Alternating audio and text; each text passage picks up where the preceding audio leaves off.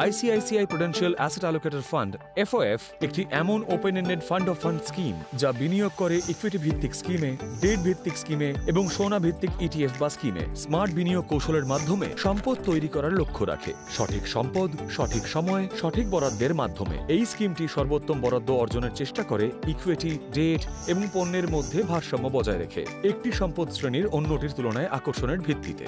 এই সঠিক বরাদ্দ শুধুমাত্র ইকুইটির মূল্যায়নের উপর ভিত্তি করে না, বরং ডেট বাজারে উপলব্ধ সুযোগগুলিকেও বিবেচনা করে।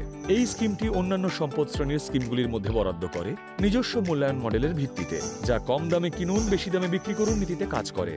বাজার পড়লে ইকুইটির এক্সপোজার বাড়ানো এবং উল্টোটাও করে। এই ট্যাকটিক্যাল বরাদ্দের লক্ষ্য হল ভালো ঝুঁকি সমন্বিত রিটার্ন তৈরি করা এবং বিভিন্ন বাজার পরিস্থিতি থেকে উপকৃত হওয়া।